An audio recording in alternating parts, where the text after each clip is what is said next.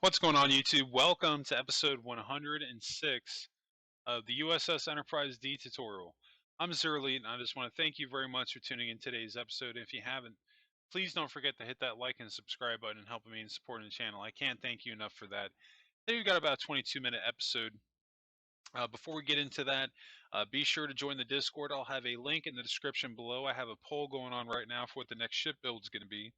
I'll have that under the next build poll under the left on Discord. But yeah, let's go ahead and jump right into today's episode. So we're going to be continuing where we left on episode 105, adding in our hull lines. Now you can see I've done just a little bit of work, but I really haven't done that much because I was just kind of doing some experimenting, seeing where my next hull lines were going to start.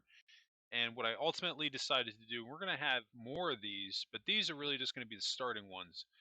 We're going to be going off of the ends of our first cut lines. So in the front here, off of each corner, we're going to start. And then I started it on the left side. We just haven't done the right side, but it's the same thing. We're going off of each corner of the flat straight point before it starts to curve. Now we're going to hop over to the right side of the saucer. We're going to repeat the same step that I've already started off camera for the first front and left side. We're going to do it within the hull line because I've already established that this is going to work, so I'm just going to run with it. Now we're only going to be going up to the first declining row here, and then we're going to stop because like I was saying before that we're only going to be going down to a certain point. Now we will be going further than what we have right now, but I hadn't quite figured out at this point in the episode how far exactly I wanted to take them. Now on top of that, another thing, we're going to be switching out these half slabs for the gray, but I was just kind of trying to make it work based off of the pre-existing cuts that I had already made.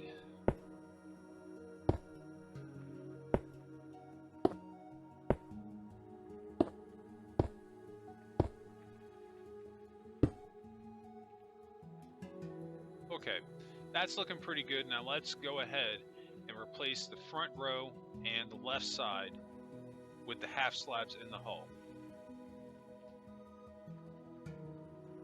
Of course, you can see my dead center there is still messed up. I haven't fixed that yet.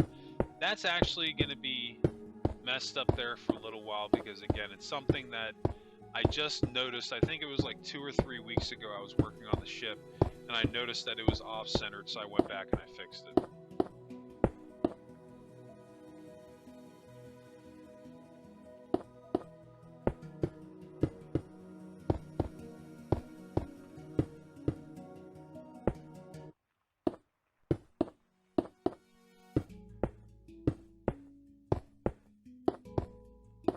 We're looking pretty good so far. We're not going to get all of our hull lines done today. I think we're really just going to get these primary angled ones done. And then in future episode, we'll come back and add in the remainder because even the ones that we're adding, this is not going to be all of them. There's going to be a couple more that we're going to add in here to try to match up kind of how it looks on the saucer portion of the Enterprise D.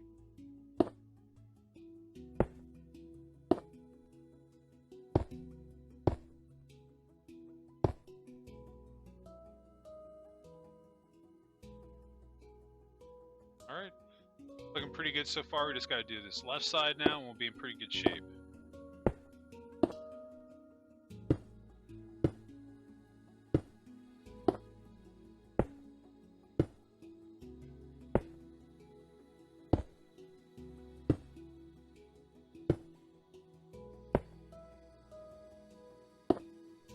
You know, this is just one of those things, you know, if you're not sure what you need to do on your ship, this is why it's a good idea to pull up reference material for your Enterprise D. 3D model pictures. But I would recommend a model is usually the best thing that you can go off of. Gives you the most accurate angles because you can zoom around, you can look at it from different angles. And whether it's a 3D model that you can find on Google or a model that you can actually buy. One of those is preferred because you always get the most out of those, but like little tiny details, those are things where like the pictures are good for, you know.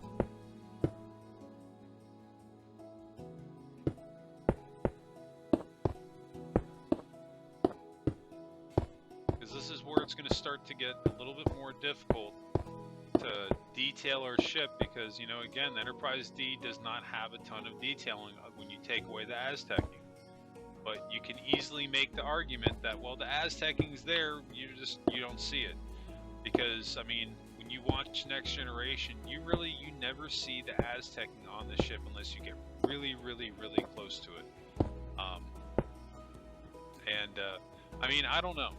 I was never a huge fan of the Aztecing pattern. I never really cared for it all that much. I always thought it was just a little bit too much. I kind of liked the pearlescent approach. I don't even know if that's a word, how they did it, but basically what I'm trying to say, I always kind of liked what they did with like the classic version of the detailing on the ships, like in the Shatner era movies. I thought those looked a little bit prettier, as opposed to how some of the Next Generation era ships looked. But this is the other thing too, like, you know, there really weren't that many Next Generation era ships that they ever showed, you know. And see, this right here, this is where I'm talking about that we're going to have a problem here going at angles, especially here. After we get down to a certain point, you know, because of the pattern in which this thing is curving, it's going to be virtually impossible to have a clean line and a transition down all the way. Now, I mean, you can have a transition down almost all the way, but it's going to look funky, especially from different angles, because you're not, the pattern here and the angle in which that we're progressing upward with these cuts, it's not really going to work all that well. Now you can see why we're going to be stopping at a certain point. I think it's, I'm trying to remember if we stop at this first gray line here or if we stop here. I don't really remember off the top of my head.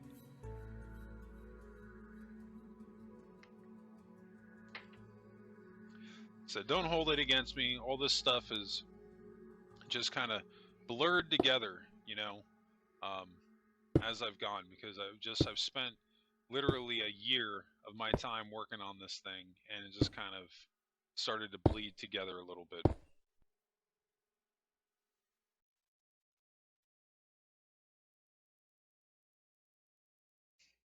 So I'm kind of making the decision I'm only going to go down one transition row, and then I'm going to call it a day. Because basically what I'm sacrificing at this point is to have it look pretty. I'd rather have it look pretty than be completely accurate. That's just kind of my take on it.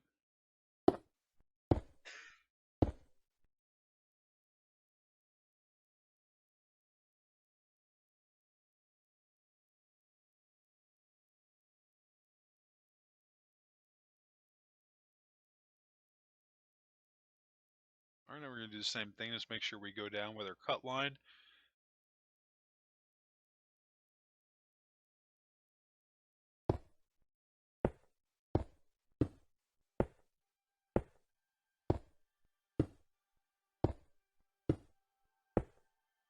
That last row we're going to skip.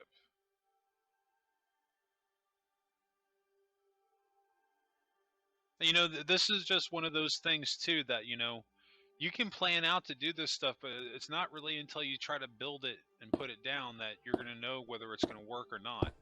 And then if it's not going to work, you just have to kind of sit there and try to think of a way around it and what you can do to kind of make it work. Because I still wanted to have these hull lines, but what we're basically sacrificing is the length of them, which really isn't that big of a deal. It's really not, because we can have it going down to the second transitional circle or oval, and it's not going to mess with it at all, I think. Now, would it be preferred where I could have it going almost down to the tip where I had it before? Yeah, I mean, that's what I wanted. But I mean, it's not really that big of a deal. It's not going to mess it up at all.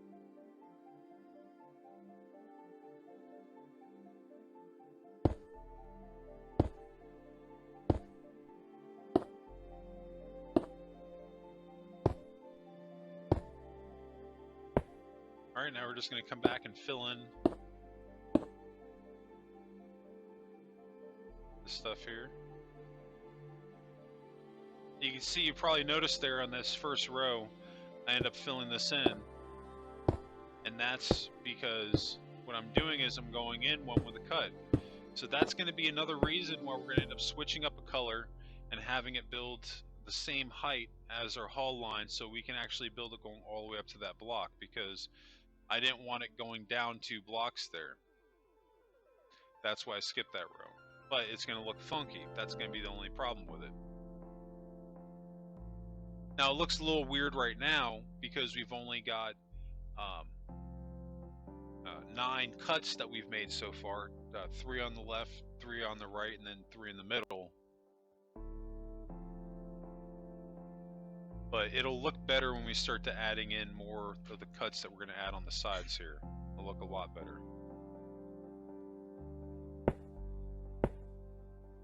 Yeah, see, now we're going to switch it to the gray block and have it flush. And this is what we should have done in the get-go. If we would have done this in the get-go, we would have saved ourselves just a little bit of time, but not really a big deal. You know, sometimes you gotta have a trial and error period before you fall where you need to fall.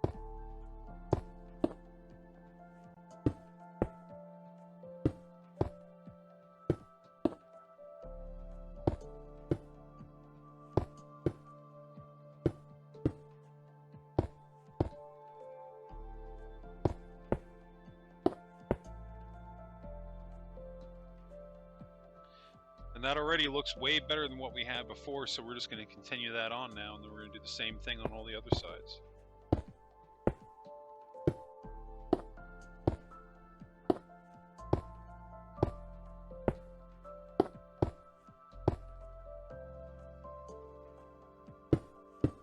Since we're using a different color, now we can actually bring it all the way up to that lip there and have it be complete. And see, the other thing too is now you can see it a little bit more clearly with it being that gray color. Honestly prefer that than the indentation, because what we probably would have had to have done with these rows here with this current pattern is we would have had to have done like a gray block on the side or something just to give it a little bit more color, because that's usually what I'll do in this case. But with the pattern that we have to work with on this type of saucer, I don't know if that would have worked. This was the better way to go about it. And then not only that, having just a single line, because if we did it the other way, we would have been looking at 3 rows.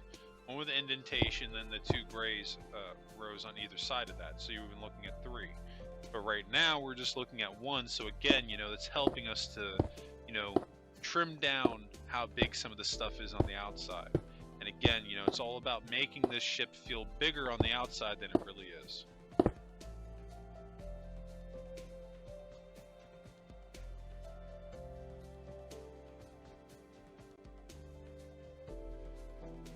We're not doing terrible on time. We still have about 10 minutes left. We have pretty much just about enough time to fix what we did here and fill it in.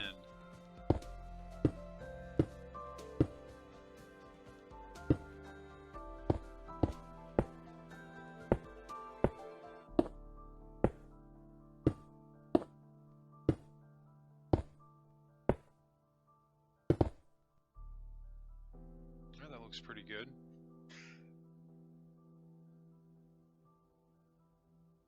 We just need to do the upper side.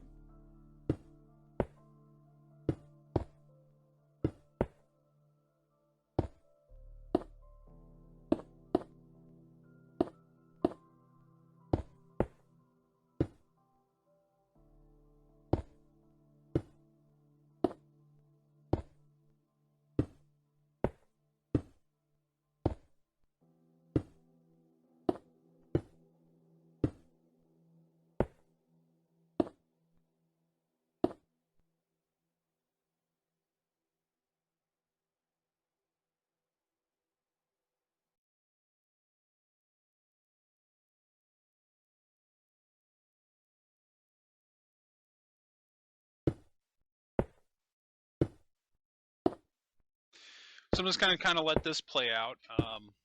What else we have going on? Let's see. So I mean, I'm actually, you know, Star Trek Picard season 2 is getting ready to come out here in March. I think it's March the 3rd or March the 4th. Um, I'm trying to not get my hopes up about it because, I mean, I don't know about some of you, but I really was not that impressed with Picard season 1. Um, I've talked with a couple of people about this, and like, I don't know, like, they didn't really do anything for me with Data that uh, that they didn't already. It just felt like a retread, basically, from Nemesis. You know, they didn't do anything new, and in fact, they left it worse off. Where the B4 android failed to imprint Data's memories, and he pretty much died. But then they resurrected him only to kill him off again. I just to give him one more moment with Picard. I mean, I don't know. I'm not quite sure how I felt about it. I just know that I didn't really care for it all that much. I think the other thing too is that I wanted more of the next generation. I wanted more of the original cast, and I think Picard is the one exception I can get past it being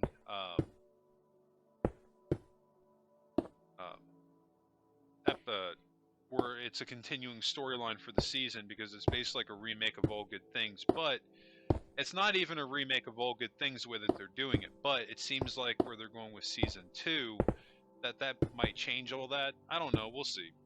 So I said, like, I'm trying not to get my hopes up here. But we'll get back into that more in a moment here. I do want to get into what I have going on here.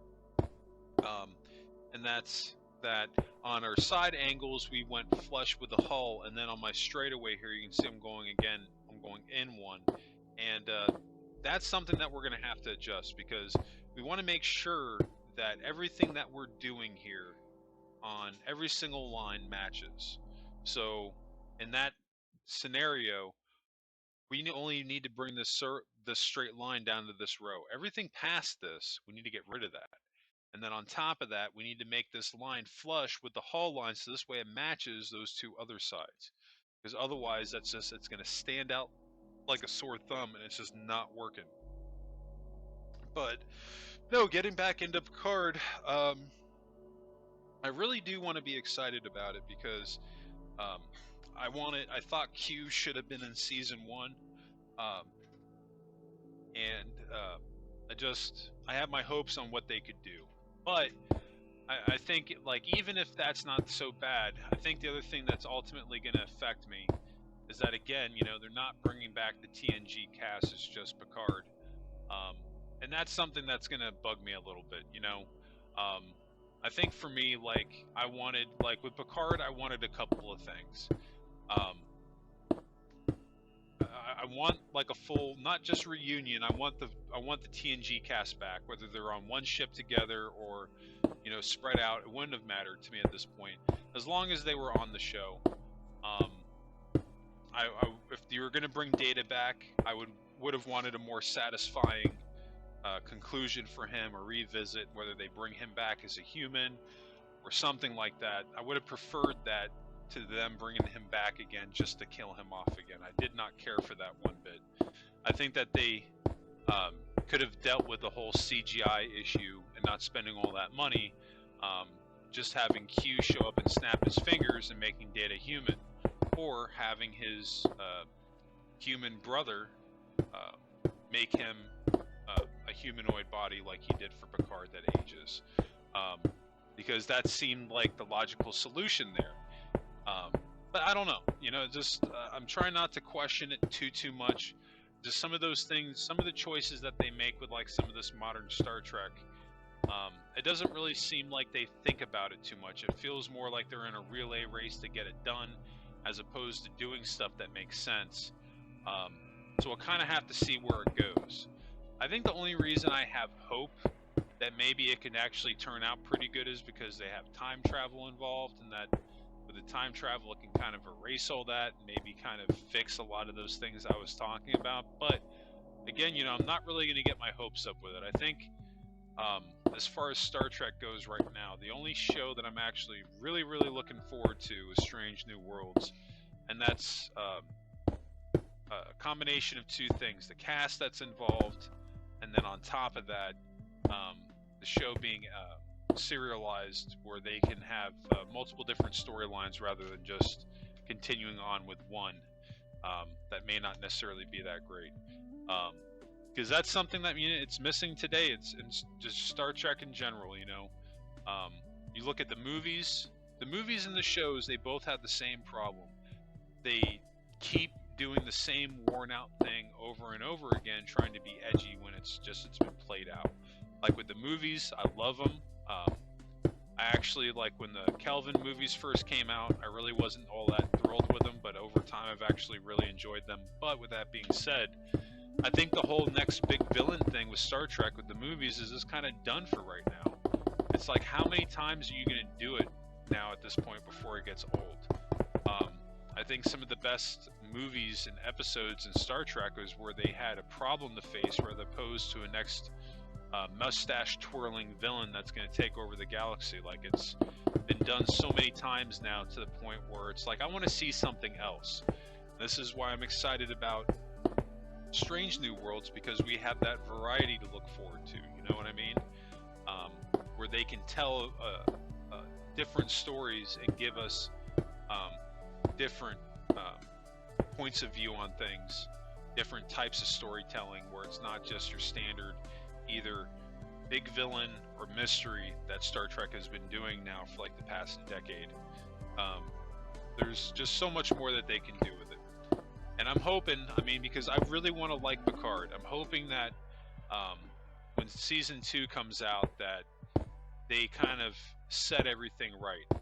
And like, if they did, like I said, the two main things: bring Data back, put him in a humanoid body, so this way Brent Spiner can stick around. I think that would be the obvious solution to the problem, where you can make Data human, he can still die, respecting his wishes that he wants to grow old and all that stuff, but having him back. And then on top of that, bringing back the rest of the TNG cast. I think on top of that, there's actually two other things I want to see. I know one of them that they are doing, that they're bringing Picard back to Starfleet, which I think is what they should have done to begin with. He didn't feel right not being in it. And then the other thing, like, I wouldn't mind knowing what happened to the Enterprise E. I really wouldn't. That's one of those things where it's like, if you read Star Trek Countdown, the prequel comic that came out just before the 2009 Star Trek movie, that even contradicts Picard, because you find out that the B4 program was assimilated by Data's program, and he became Data, and then Data became captain of the Enterprise D. But I guess they're not taking that comic as canon. But that was technically the last time we saw the Enterprise. The only thing that we even know from Picard at this point is that he left the Enterprise right after the Romulan disaster to take command of another Starfleet ship and assist in the evacuation of the Romulan people. After that, there's literally no mention of the Enterprise E whatsoever. I know that he's getting a new ship, but I know that it's not the Enterprise E. I've seen pictures of it online, or a picture. It almost looks like a next generation version of the Stargazer. I'm not gonna lie, part of me hoped that they would just give him the Enterprise E back. That would have been like just perfect fan service, and I would have been happy with it. I really would have. I don't necessarily know that I'd want to see Picard commanding another ship. That would be like, Kirk coming out of retirement and he's not in command of the Enterprise. I don't necessarily know how I feel about that. And like, this is one of the reasons why I don't like talking about the Star Trek shows all that much right now, because I've got like kind of like an opinion on how I feel about them. And a lot of it isn't very good. So for that reason, I kind of try to avoid, as much as I can, talking about them, unless I feel like I have something positive to contribute towards it. But I don't know. Hopefully they'll do something cool with it, but we'll kind of play that by ear. But I do think that's going to wrap us up today. We've reached the end of today's episode. I hope everybody enjoyed today's content. And if you did, please help me out. Hit that like and subscribe button, helping me in supporting the channel. I can't thank you enough for that. And new subscribers, don't forget to hit notifications on so you get notified when those new videos drop. And speaking of new videos, you can always catch my new Minecraft videos dropping Mondays, Wednesdays, Fridays, and Saturdays. And of course, be sure to join the Discord channel. I'll have a link in the description below.